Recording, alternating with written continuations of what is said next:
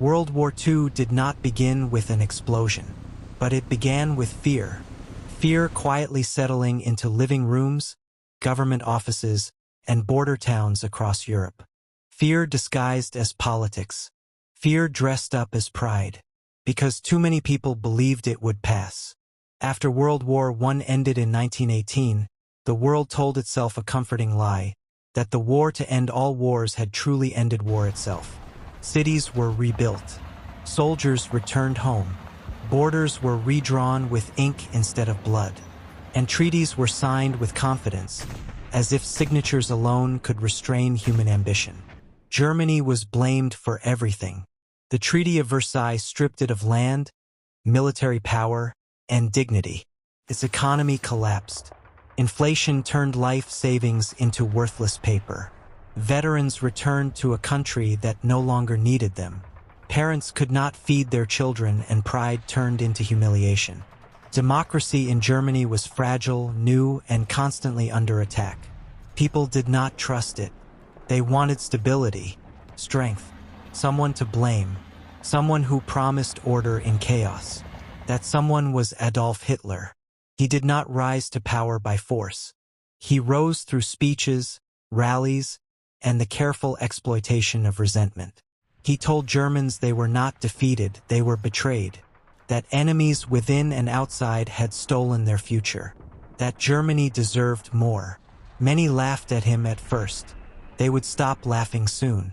While Germany struggled, the rest of the world was not as stable as it appeared. Britain and France were exhausted from the last war. Millions were dead. Entire generations were scarred. The idea of another conflict was unthinkable. So when Hitler began to rearm Germany, violating the Treaty of Versailles, the world noticed but did nothing. When he rebuilt the military, they protested but allowed it. When he remilitarized the Rhineland in 1936, marching troops into territory forbidden by treaty, France had the power to stop him instantly. They didn't.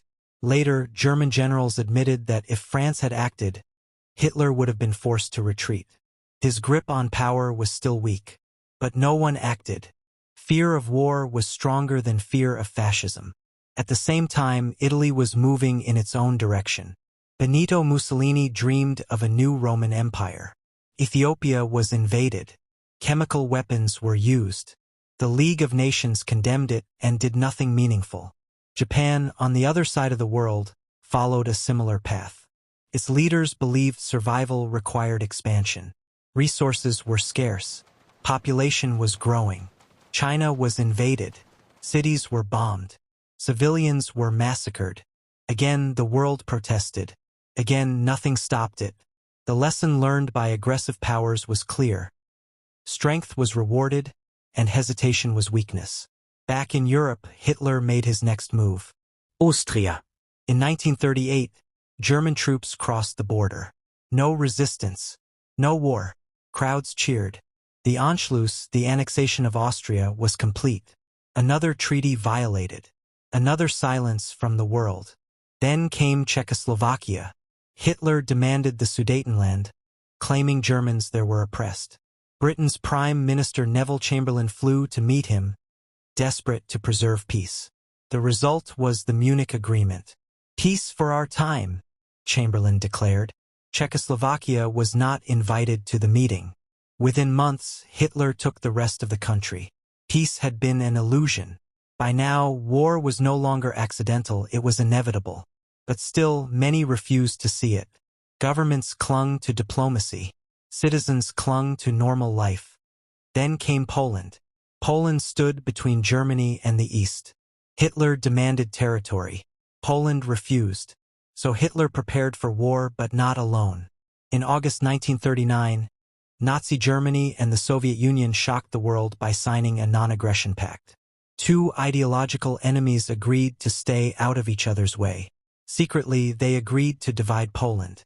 On September 1, 1939, German forces crossed the Polish border at dawn. Tanks rolled. Planes bombed cities. Civilians fled in terror. This time, Britain and France could not look away. 2 days later, they declared war on Germany. World War II had begun. But even then, many believed it would be short. They were wrong. What followed was not just a war between armies, but a war between systems, ideologies, and visions of the future. Democracies versus dictatorships. Freedom versus control. Survival versus domination. And the world would be forever changed. The early months of the war felt strangely quiet in the West. Germany had invaded Poland with terrifying speed, using a new style of warfare the world had never fully seen before. Tanks moved fast, aircraft struck deep, communication was relentless. Poland fought bravely, but it was overwhelmed from two sides. On September 17th, the Soviet Union invaded from the east, as agreed in secret with Germany. Poland was crushed in weeks, but after Britain and France declared war, something unexpected happened. Soldiers waited. Civilians listened to radios. Armies stared at each other across borders. This period became known as the Phony War. It was calm, but it was not peace. It was the stillness before a storm. Germany used this time wisely. Factories ran day and night. Weapons poured out. Tanks improved. Pilots trained. Hitler understood something his enemies did not. Modern war would be fast, brutal, and unforgiving. In April 1940, the storm broke. Germany invaded Denmark and Norway. The goal was control of the seas and access to vital resources. Once again, the attack was swift. Denmark fell in hours. Norway fought longer, but it too fell. The Allies were shocked. Then, in May 1940, Germany turned west. What followed stunned the world. German forces did not attack where expected. Instead of smashing directly through heavily defended French lines, they moved through the Ardennes forest, terrain considered impassable by tanks. In weeks, the French army collapsed. Paris fell. Millions fled south on foot, clogging roads with carts, cars, and fear. The British Expeditionary Force was nearly destroyed, saved only by a desperate evacuation from the beaches of Dunkirk. Boats of every kind crossed the channel. Fishermen, civilians, sailors. It was a miracle, but also a disaster. France sur Andred. Europe watched in disbelief. Germany now dominated the continent. Britain stood alone. Across the English Channel, Hitler prepared to finish the job. The German Air Force launched a massive assault on British cities, factories, and airfields. The Battle of Britain was not fought by armies, but by pilots, many barely out of their teens. Night after night, bombs fell. London burned. Families slept in subway tunnels. Children were evacuated to the countryside. But Britain did not break. Against expectations, German air superiority never came. And without it, invasion was impossible. For the first time, Hitler had been stopped. But the war was far from over. Frustrated, Hitler turned east. He believed the Soviet Union was weak, corrupt, and ripe for collapse. He believed Germany needed living space, resources, and ideological victory. He believed war in the East would be quick. He was catastrophically wrong. On June 22, 1941, Germany launched Operation Barbarossa, the largest invasion in human history. Millions of soldiers surged across the Soviet border. Entire armies were encircled. Cities burned. Civilians suffered beyond imagination.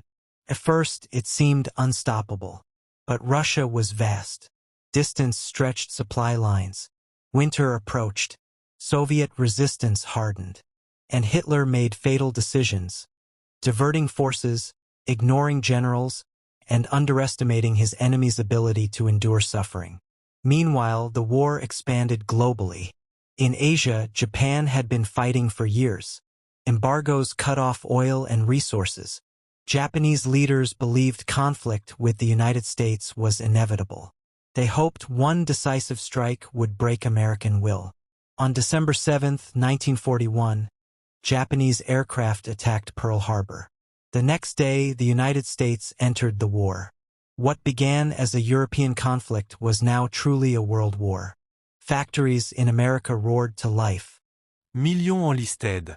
Women entered the workforce in unprecedented numbers. The scale of the war exploded. Across continents, the fighting intensified. In North Africa, tanks clashed across deserts.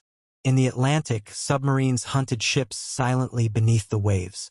In the Pacific, island battles were fought inch by inch, often to the last man.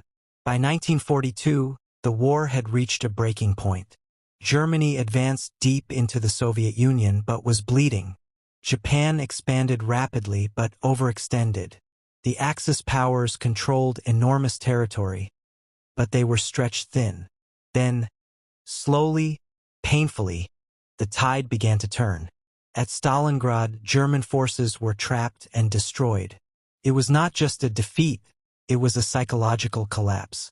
For the first time, an entire German army surrendered. In the Pacific, the Battle of Midway crippled Japan's navy in minutes. The war was changing, but victory would not come quickly. Cities would burn. Millions would die. Entire populations would suffer. World War II did not start because of one man, one invasion, or one decision. It began because fear was ignored, aggression was tolerated, and power went unchecked. And by the time the world understood what was happening, it was already too late.